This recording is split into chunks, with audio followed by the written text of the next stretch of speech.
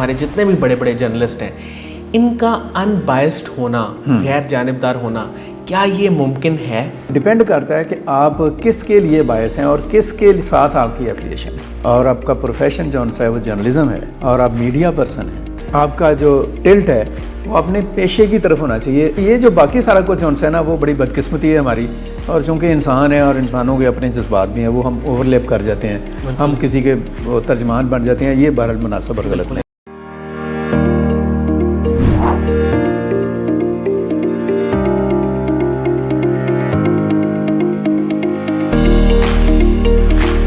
बिस्मिल्लाहिर्रहमानिर्रहीम। अस्सलाम वालेकुम नाज़रीन, शेयरिंग ऑफ प्रोफेशनल विज़डम के साथ मैं हूं आपका मेज़बान अली रहमान खालिद। नाज़रीन, आज जो मेहमान हमारे साथ मौजूद हैं वो पिछले 30 बरसों से मीडिया की फ़ील्ड के साथ मुंसलिक हैं और ये डिफरेंट प्रोजेक्ट्स पे काम कर चुके हैं। ये बतौर प्रोड्यूसर, बतौर एडिटर और एडिटोरियल पेज पे भी बहुत सारा काम कर चुके हैं। आज हम इनसे जानेंगे कि जिन इदारों के साथ इन्होंने काम किया उसमें एक्सप्रेस न्यूज़ शामिल है, जियो न्यूज़ शामिल है, मशरक ग्रुप शामिल है, उसके साथ अभी भी ये मुंसलिक हैं। और प्लस हम इनसे ये भी जानने की कोशिश करेंगे कि तकरीबन 20 साल का इनका टीचिंग का एक्सपीरियंस है वो कैसा रहा, क्योंकि आप जानते हैं कि हम हमेशा ही ऐसे लोगों को आपके सामने लेके आते हैं जिनके एक्सपीरियंस से आपको कुछ सीखने का मौका मिले और आपकी ज़िंदगी में कोई वैल्यू एडिशन हो सके। क्योंकि हमारा स्लोगन भी यही है कि सोच बदलेगी तो पाकिस्तान बदलेगा और ज़िंदगी में रोशनी बनो। इसी के तहत आज हमने अपने गेस्ट को दावत दी है। अस्सलाम वालेकुम अशरफ सुहेल साहब, कैसे हैं आप? जी मैं ठीक, अल्हम्दुलिल्लाह। सर, मैं आगाज़ यहाँ से करना चाहूँगा कि माशाल्लाह आपका 30 बरसों पे मुहित एक एक्सपीरियंस है, एक्सपोजर है मीडिया की फ़ील्ड के साथ। तो आप क्या समझते हैं कि मीडिया की फ़ील्ड क्या सिर्फ उसको एंकरिंग की हद तक, होस्टिंग की हद तक, या ऑन कैमरा जितने भी काम हैं इस हद तक महदूद करना दुरुस्त है? अच्छा, ये एक बड़ा अजीब सी सूरत हाल है, और इसके ऊपर मैं आपको बताऊं कि मीडिया और जो एंकरिंग है, जो होस्ट करना है प्रोग्राम, या ऑन स्क्रीन जैसे आप कह सकते हैं चीज़ें जो से हैं, those are just a tip of iceberg. सही, बिल्कुल आप कह लें कि उसका एक छोटा सा हिस्सा है एक बहुत बड़े, आप कह लें कि समंदर का। उसकी अगली आप कह लें कि जो लहरें हैं वही हैं। इससे कहीं ज़्यादा काम, बल्कि काम जो हो रहा है वो जैसे कह लें कि मीडिया, बेशक वो अब ज़ाहिर है आपने जो बात की उसका ताल्लुक इलेक्ट्रॉनिक मीडिया से और डिजिटल मीडिया से है, तो उसका सारा काम उसके बैकअप के ऊपर है। न्यूज़ रूम हैं, उसके जैसे कह लें कि असाइनमेंट डेस्क हैं, उसके प्रोड्यूसर्स हैं, रिपोर्टर्स हैं, और प्रोड्यूसर्स के अंदर जैसे कह लें कि बेशुमार जिसे कहा जाता काम है उनके अंदर तकसीम हुए जो वो कर रहे हैं, एनालिज हैं और चीज़ें हैं, तो पीसीआर है और चीज़ें हैं, ये सारे काम पीछे हो रहे हैं। बहुत बड़ा आप कह लें कि एक मशीनरी है, एक मैकेनिज़्म है।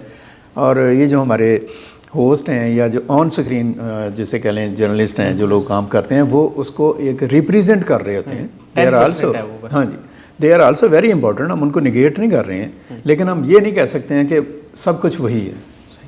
अच्छा सर, माशाल्लाह आप 30 सालों से मीडिया की फ़ील्ड के साथ मुंसलिक हैं। मुझे ये बताइएगा कि आपने कब सोचा कि मैंने प्रिंट मीडिया में जाना है या लिखना है और इसके साथ साथ प्रोडक्शन में जाना है? आपको कब ये ख्याल आया? अच्छा, इसमें मैं थोड़ा सा आपको ये बताऊं कि मैं एक्चुअली ग्रेजुएशन तक मैंने साइकोलॉजी पढ़ी थी। सही। और मेरा जो अप्रोच थी, जो मैं सोचता था, वो मेरा यही था कि मैं साइकेट्रिस्ट बनूँगा। अच्छा। और इस फील्ड में जाऊँगा। लेकिन फिर ये हुआ कि बीए के बाद कुछ ऐसा चेंज आया, कुछ चीज़ें सामने ऐसी आईं कि एक टिल्ट आया या एक रुझान पैदा हुआ कि नहीं, मुझे इसमें अटेम्प्ट करनी चाहिए। और फिर मैं मैथ्स कॉम में आया और मैथ्स कॉम में मास्टर्स किया, और उसके बाद फिर ड्यूरिंग स्टडीज़ ही, बल्कि उससे ही पहले मैं अभी आप कह लें कि सही ग्रेजुएशन ही कर रहा था, तो मैंने लिखना लिखाना बहरहाल शुरू कर दिया था। तो एक रुझान था, और उस रुझान को, वो रुझान जो उनसा था, वो एक ज़्यादा तक़वियत के साथ सामने आया, और फिर मैं इस फील्ड में जंप ऑन हो गया। सर, आपने ज़्यादातर अब तक किन मौज़ूआत पे लिखा है?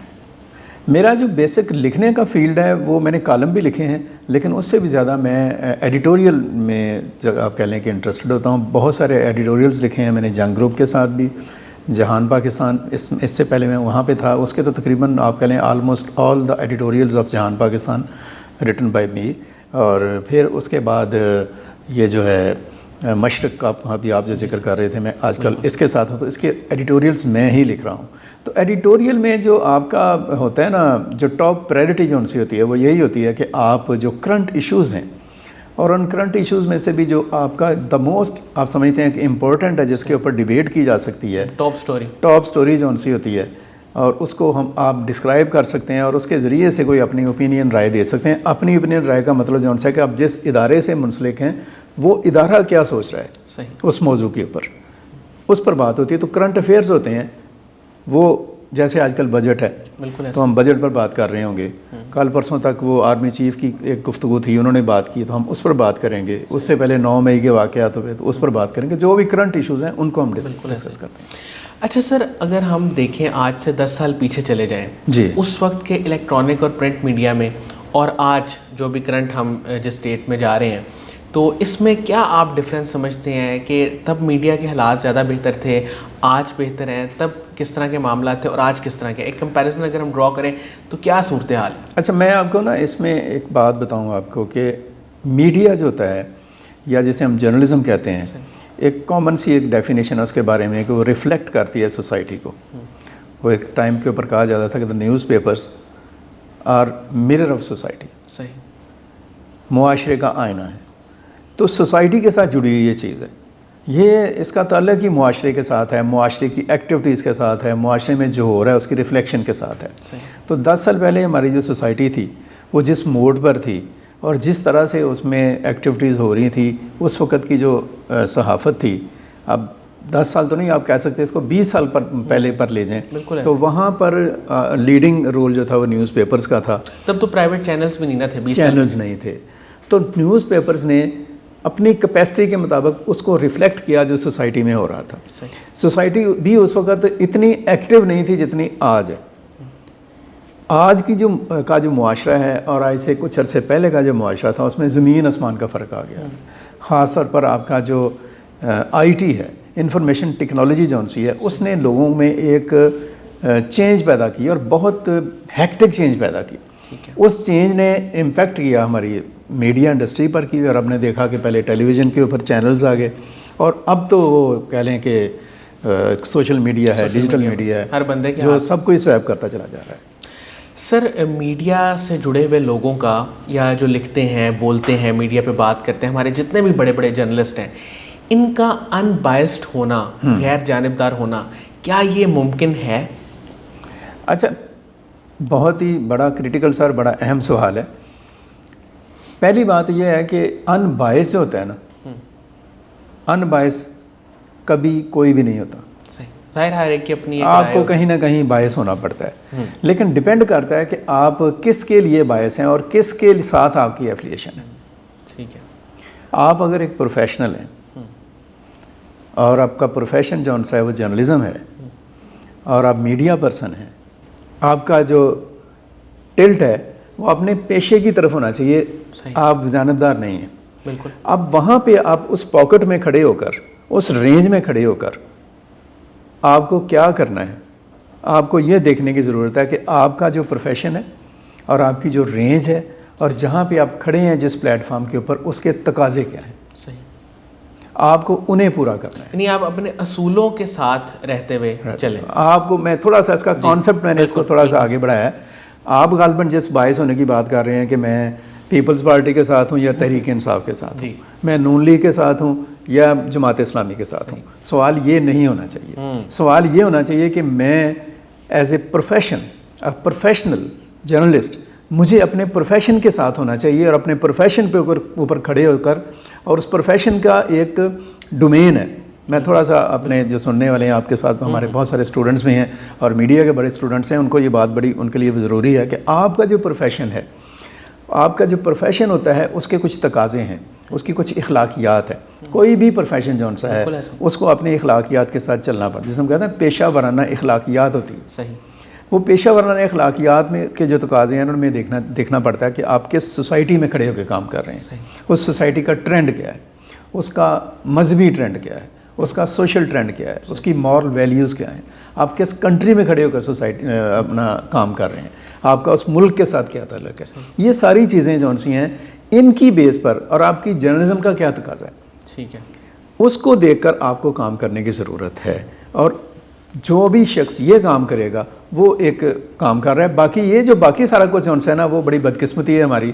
اور چونکہ انسان ہے اور انسانوں کے اپنے جذبات بھی ہیں، وہ ہم اوور لیپ کر جاتے ہیں، ہم کسی کے ترجمان بن جاتے ہیں، یہ بہرحال مناسب اور غلط نہیں۔ بالکل۔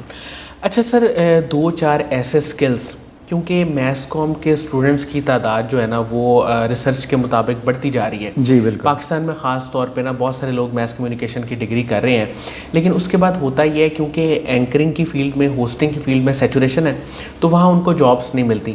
میں چاہتا ہوں کیونکہ جیسے آپ کا ایک ماشاءاللہ ایک سکسیزفل کیریئر ہے، 30 سال پہ محیط، آپ نے پرنٹ میڈیا پہ بھی کام کیا، میڈیا کی مطلب مختلف ڈومینز میں کام کیا، تو آپ تھوڑا سا نوجوانوں کو بتائیں کہ وہ کون سے 2-4 سکلز اپنے لازمی ڈیولپ کریں اگر وہ میڈیا کی فیلڈ کے ساتھ منسلک رہنا چاہتے ہیں۔ میں 2 حوالوں سے یہ بات کروں گا۔ جی سر۔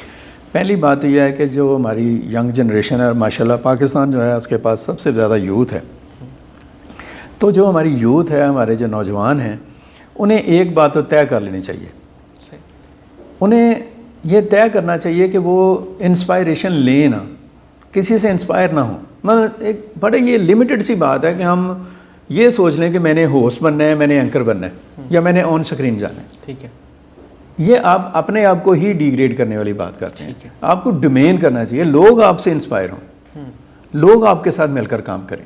اگر آپ کے اندر ایک ٹیلنٹ ہے، آپ کے اندر ہنر ہے، آپ کے اندر جیسے کہ ایک خوبی ہے، تو کوئی نہیں آپ کو روک سکتا۔ میں آپ کو چھوٹی سی ایگزامپل دیتا ہوں محمد جنید کی۔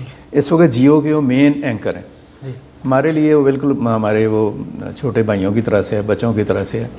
ایکسپریس نیوز میں وہ میرے ساتھ تھے، تو وہ بالکل بھی اس کا کوئی ارادہ نہیں تھا کہ اس نے اینکر یا ہوسٹ بننے کا اس کا پلان تھا، لیکن اس کے اندر یہ ہنر اور ٹیلنٹ تھا، موجود تھا۔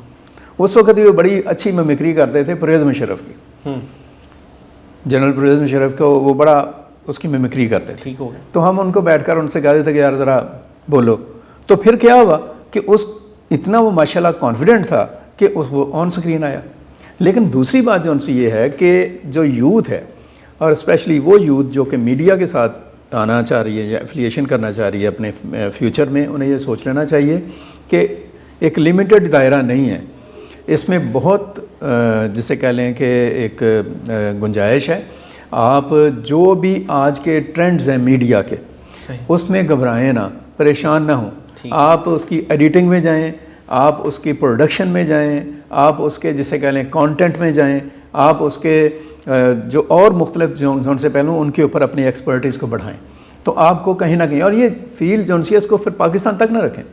انٹرنیشنلی میڈیا کام کر رہا ہے، فلم اس کا حصہ ہے، ڈرامہ اس کا حصہ ہے، کانٹینٹ رائٹنگ اس کا حصہ ہے، کمرشلز اس کا حصہ ہیں۔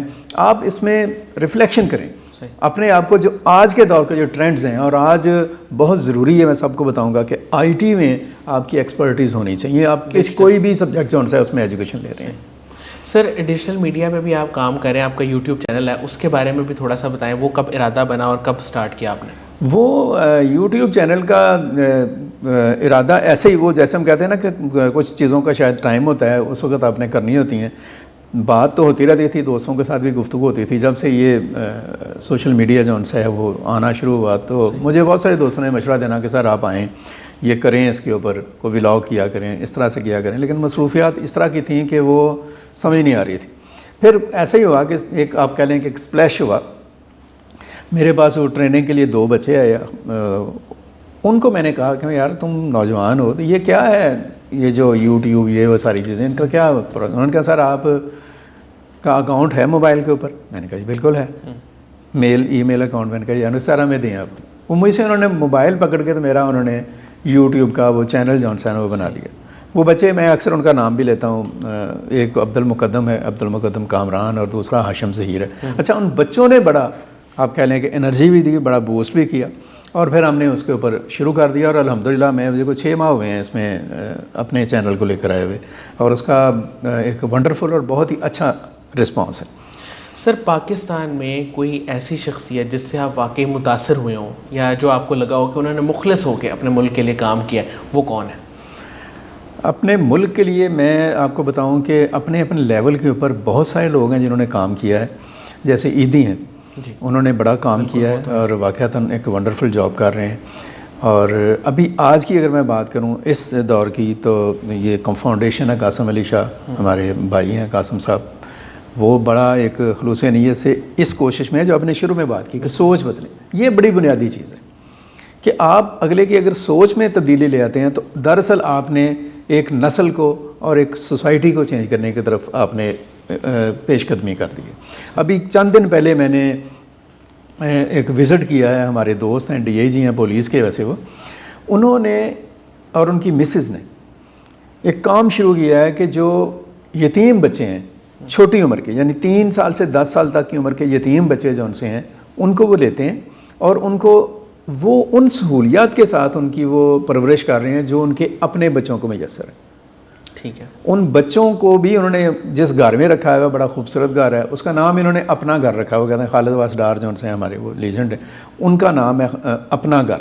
تو بچوں سے جب پوچھا جاتا ہے کہ کہاں رہتے ہو, کہتے ہیں اپنے گھر میں. انہیں والد کیا کرتا ہے, وہ ڈی آئی جی ہیں پولیس کے, اور ان کو وہی انہوں نے تمام فیسلٹیز دی ہیں اور بڑے اچھے طریقے سے. تو اس طرح کے لوگ جو ان سے ہیں ہماری سوسائٹی میں ہیں, موجود ہیں, کام کر رہے ہیں, اور بہت سارے لوگ ہیں جو کام کر رہے ہیں, ان گنت لوگ ہیں, اور یہی وہ لوگ ہیں جن کی وجہ سے معاشرے میں امید اور ایک اچھائی جو ان سی ہے وہ زندہ ہے اور زندہ رہے گی انشاءاللہ.